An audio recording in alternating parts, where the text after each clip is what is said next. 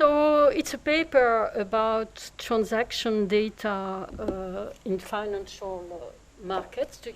I need the microphone or maybe not? Yes. Yeah? Okay. And so basically, there are many new set of data in financial markets and many, of course, new technologies. And so I want to speak a little bit about their impact on what is called exchange venues now, traditionally, the strategies. So many of you have heard about high-frequency trading and more generally algorithmic trading, regulation, and especially research, okay, because we are in Paris School of Economics, okay. So exchange venues is actually the really big change happened in the 80s when you had the deregulation, and at the same time there was a possibility to implement electronic trading platforms. And so what was expected actually, as usual, the idea that competition leads to a reduction in prices. So here usually one speaks in terms of fees, and that's true. This is what happened. The fees decreased. But what was probably much less expected is that it led to complexity, in particular due to the fact that the same financial asset can be traded in different platforms at the same time. So this gives for example, this gives a reward to those who have the technical skills and such as high-frequency trading to be able to go from one platform to another very quickly. So research, I think that, so first there is data. I will be a little more precise on one part later. So the data can be exploited. And there is, I think, a rich set of investigation because you have not only multiple markets, but you have multiple trading mechanisms at the same time, which means that simultaneously you have what is called over-the-counter markets, where traders trade bilaterally. You have centralized exchanges. You have what is called dark pools. And dark pools mean that the traders cannot express their intention, or cannot or don't express their intention to trade, opposed to, for example, an electronic market where you have what is called limit order, where you say, I want to buy at that price, that quantity, or to sell. So in the dark pools, you don't see that. You only observe the realized trades. And you have also multiple regulatory rules, both across products and across countries, for example, and across markets. So you can study the impact of regulation. And another aspect which I think will develop is market design. So far, I mean, market design has been has focused more. So many of you know about allocation mechanism, for example, in schools. But here, there are lots of questions of market design on the trading mechanism. So just I told you I would give some example, and there is a really large data set, maybe too large so far, to be exploited, and which is due to the fact that there has been new regulatory rules after the crisis. And so they are actually implemented gradually, so they are not all in place, and which bears on derivatives. So this means that all, for example, at the moment, any transaction on a derivative, whatever way it has been decided, must be reported in something which is called a repository. So, and you have quite extensive information. So you have not only the terms of trade, but you have also how it has been exchanged, And another important aspect is whether this is a derivative, it is insured by what is called a central counterparty. And more this derivative will have to be exchanged, insured by this central counterparty, which will play a larger important role. And so actually at the moment, one of the questions is whether this central counterparty are really the systemic risk institution. So this is a lot of data, and so much that so far regulators do not really use them. For example, they do not know. You could think, I mean, the idea is that you will be able to know the position of, say, BNP Paribas or something like that, and at any instant of time, and just to be able to control, but this is not the case, because you have, in some sense, too much data, probably. And, but, I mean, it's probably an ongoing process, and so these data, furthermore, there is a limited access for research. There is one, but there are, because there are within regulatory bodies. So, for example, Banque de France had the one on the French derivatives of French institutions, European or ESMA, which is another one, European. They have all the data involving European institutions. And for example, I have 2 PhD students at the BDF who have access to this data, but this data cannot go outside. Okay, but so there is a possibility, and some works are now done on this data more and more. So what are the benefits? Of course, I mean, maybe I should not say, but first there is a better evaluation of volumes of trades and typology of traders.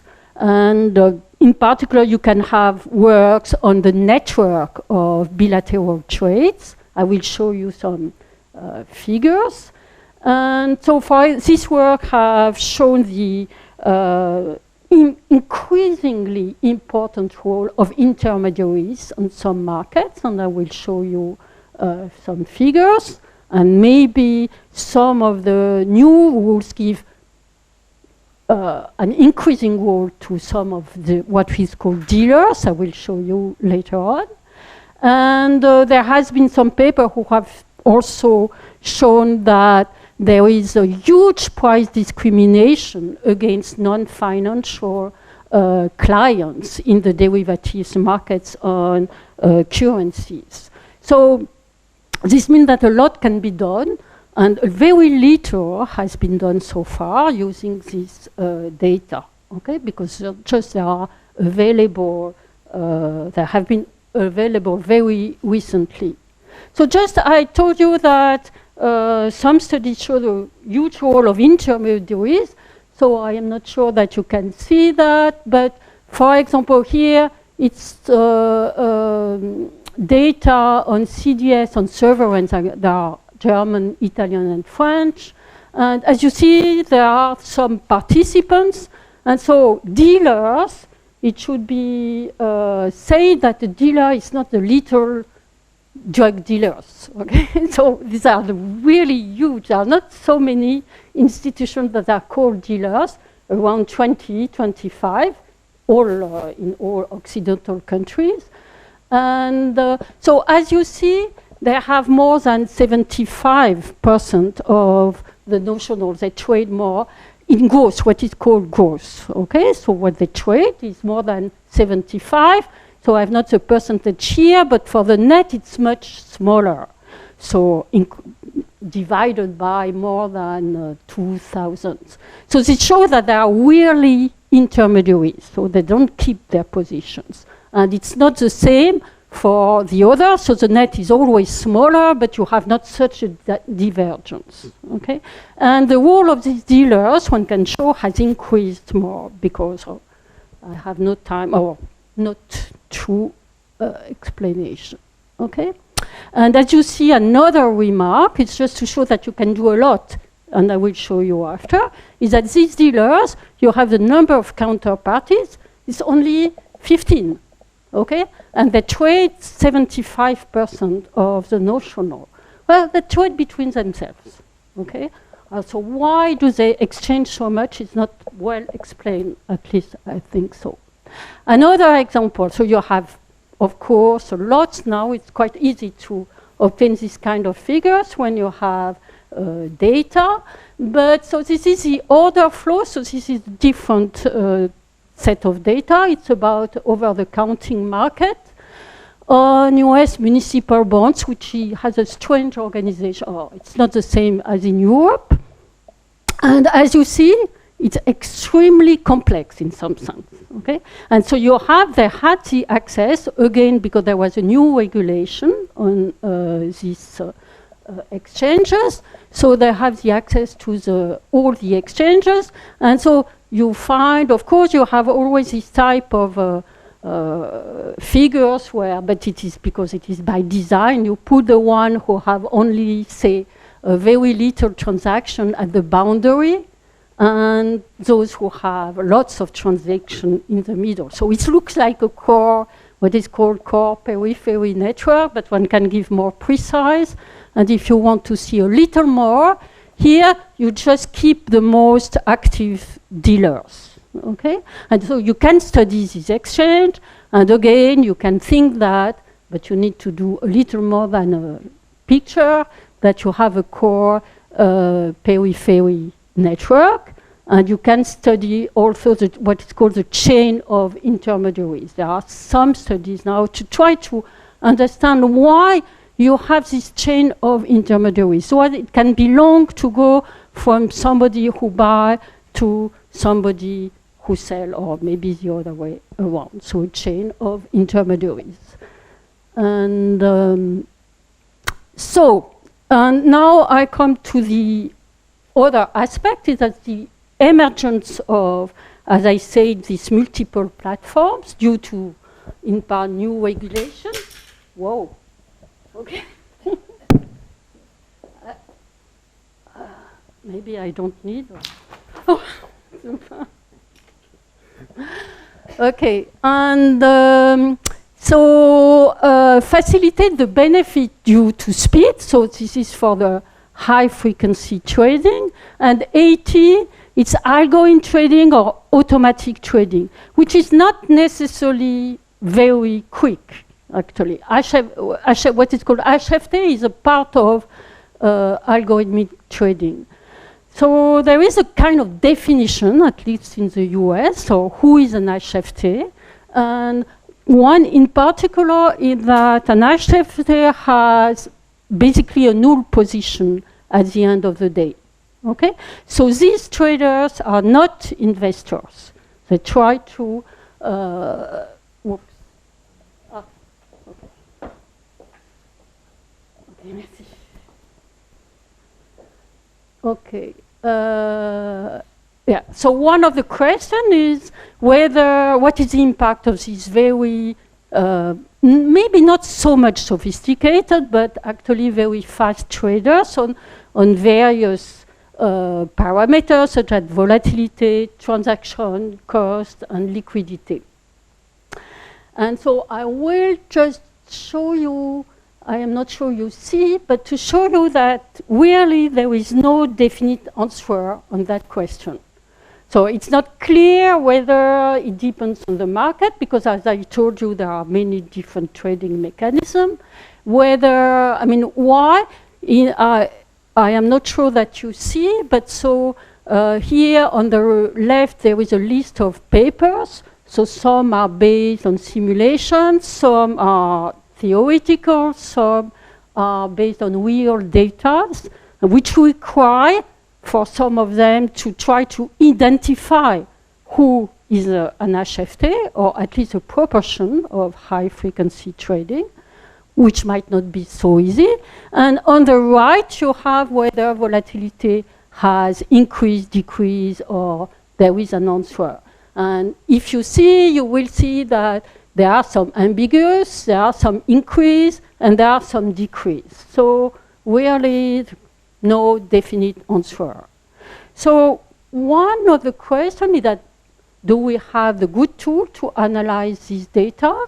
And do we look at the good measure of volatility? Because, of course, there is something that people have in mind often with this automatic trading, is the crash, or sometimes called flash crash.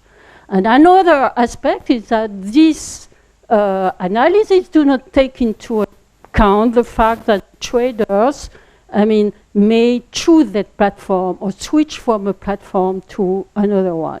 And I will show you after that maybe there is some important aspect that cannot be, or that is not taken into account into a study which look at only a single market or a single product. So crash, it's the first crash that has been due, or where automatic trading has played a role, is probably the one in '87.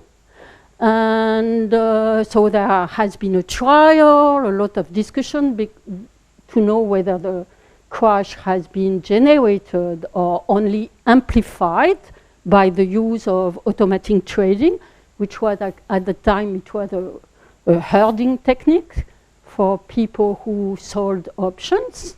And Leland, who was one of the promoters of this automatic trading, and just of course to justify that the automatic trading was not the cause of the crash, develop a theoretical paper and explaining that actually the automatic trading was not the cause of the problem.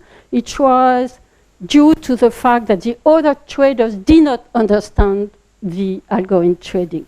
So did not understand that automatic selling, at that time it was a spiral of automatic sales, was causing by this algorithm and was interpreted as bad news. So it has generated a kind of theoretical model to try to understand what was going on. So there has been a recent flash crash, but really different. Because 85,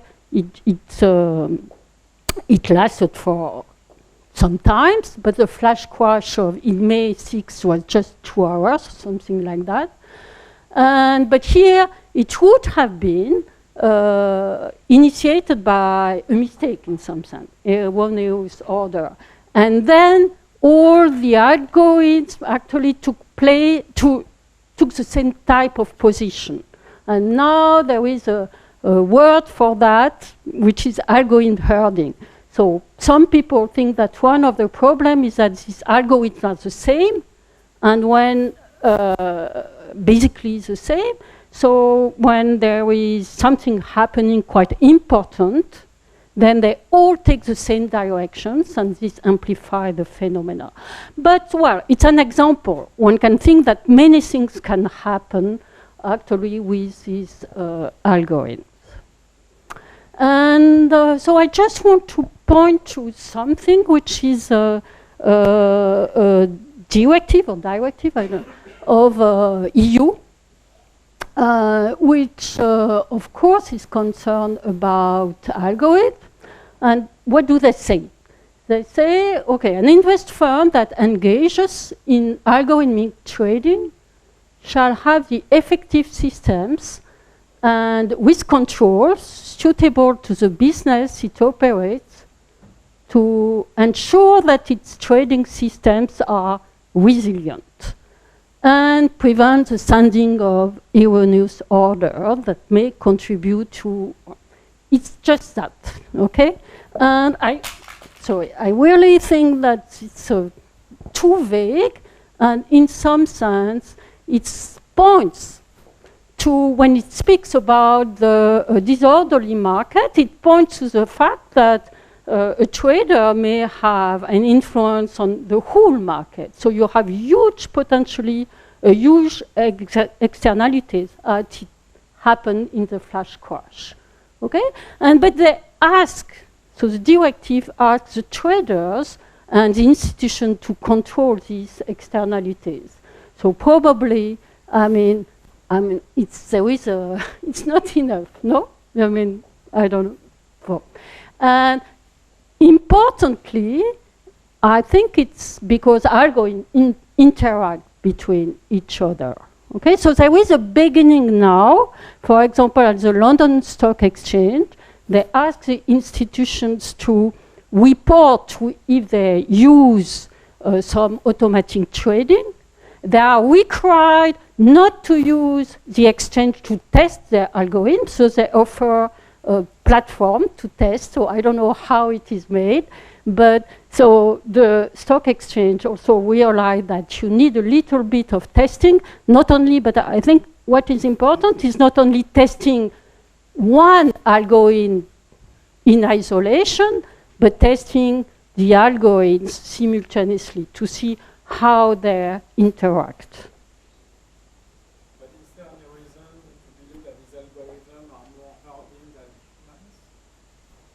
So there is a reason, no, what I say, I don't think that there is a rationale. It was the case, apparently, for the flash crash, okay? But there is no reason why they will be all like that, of course. And some computers, so I'm not, some people say that actually the algorithms that I use now, at the moment, are really not, the deep learning algorithms. They are just good, they make profit because they are quicker than others. So probably it's just the beginning of this type of automatic trading. Or we have not seen all the what can happen. We saw once, that is true for sure. So maybe I will come back to this question later. But maybe absent those algorithms, there might have been 5 human created crashes that we did not observe. So what's the No, here it's just the amplification, okay? It's just the fact that... one crash, but maybe they dampened the 2 crashes. They what? Maybe they dampened 2 crashes that was not news.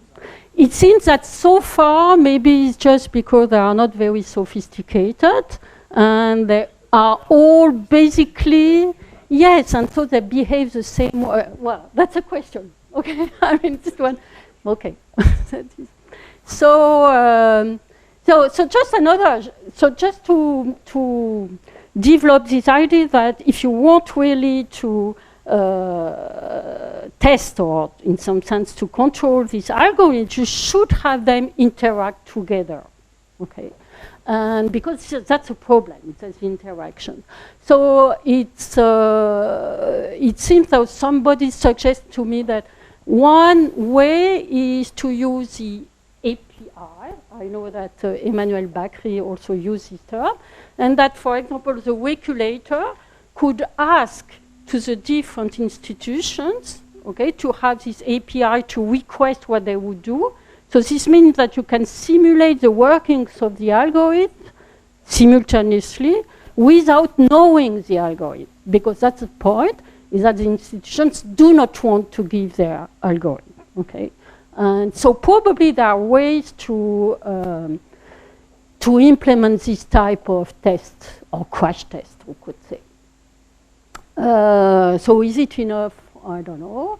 But so one of the questions is whether algorithm trading will really replace all the traders. So I think 2-3 years ago, basically it was the idea that automatic trading would replace everything. I'm not sure, I think that now it's not so clear. So first, what is quite clear is that the large investors are afraid of high-frequency trading, especially because maybe it's a little more controlled now, but high-frequency trading where using technique to detect whether a large investor wanted to sell and then could take advantage of that. It's called spoofing, and there's a huge vocabulary about that. So they did things which were not completely legal, or it's not very clear. And so this is one of the reasons why you have the development of what is called dark pools. It looks like, you know, dark is not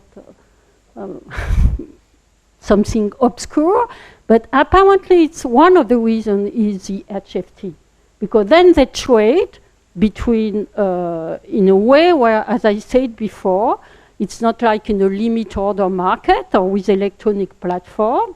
So this means that you do not see how much you want to sell, how much you want to buy, and the prices, okay, or your intention of trades. You only see the result of the trade when they have been implemented, conducted. Who is dark pooling? The large investors? Or? No, the dark, actually it's a name. For example, BNP has a platform where you can say it's a dark pool. It's just you never want to reveal your intentions to trade. in a limit order market, this is exactly what is done. Your limit order, by definition, you see how, I mean, you don't see, it can be partly anonymous, it's not all the orders, but you have this information. Your order, but your order, This is the limit. something about yourself. It is what, and this is where I will come, I don't know how much time I have, maybe 3 minutes. I mean, this is precisely, I mean, what was new with the electronic platform, or even the, for example, Bourse de Paris, when they have this electronic, is that you have some institutions who put what it's called limit order, where they say, I want to buy, I am ready to buy at that price, that amount, or I am ready to sell, okay? And the difference is called the bid-ask spread. So this is exactly. If I do buy, then my order coincides with the transaction. No? Yes, sure, yeah. So nobody can speculate on my intent. I say I buy. No, because you have technique to see, I mean, I have just 3 minutes, so I prefer to go on, okay? And just to show you, as I said, there was the idea that algorithmic trading would, so for example, so this is quite nice. I discovered that recently there is it's exchange on the largest in the US on commodities, and where the institutions need to declare whether they use automatic trading or not. So this means that for researchers, they have not to try to detect, okay? And so here you have, so this means that you know who is trading with whom. And so the red one is when you have a transaction between two automatic trading system, ETS. And the blue is ETS against man, and green, man against man. I should say against, but with. But, okay, so one has the feeling that there is that there is an increase in ATS, okay? But when you look at another market, which is more, in some sense, standard than live cattle, is, for example, S&P index, a future on S&P, you see there is no real trend, okay?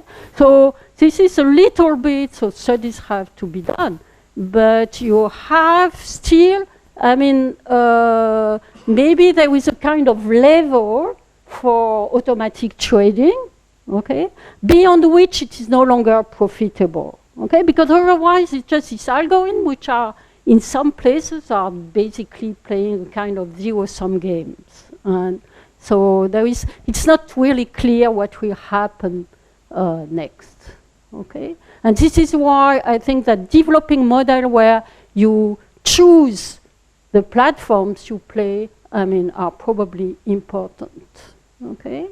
And since I just here, the end is the market design, and so I think a lot have to be, not a lot, but I think it's an interesting area for people in market design, in that just to, there has been some proposals, some are really coming back in some sense. I mean, okay, the HFT, they benefit from this trading, continuous over time. Okay, let's do batch. So this means that basically Either you trade every second, so not every nanosecond, every second or you batch by, you wait for a minimum threshold of order. So the difference. There is a much more elaborate proposal by Kyle and Lee to have kind of demand functions. There is another one, so just to answer to Gilles, the last one, which has been developed actually by people in, I think it's in Reuters. It is implemented in that, so you have to avoid herding, algorithm herding, or at least to limit algorithm herding, is, okay, you give, so this is limit orders. I say, I agree to buy at this maximum price, or I agree to sell at this minimum price, okay? And you see that. But you don't have to be on both sides of the markets. And this is what happened in the flash crash, is that all the algo in trading suddenly only had sell orders. So the idea is to give an advantage to those who are on both sides of the market, and to give some priority to those who post limit orders on both sides. Usually one says that they offer liquidity, the limit orders, like, okay, if you want to buy, okay, here you can buy at that price, and so on. Okay, so I think it's basically there is a rich set of questions that can be investigated by economists or game theorists or econometricians, because there is a lot of data and there are many different types of markets, and either simultaneously or not, and so on and so on. And of course, there are important issues on stability and regulation.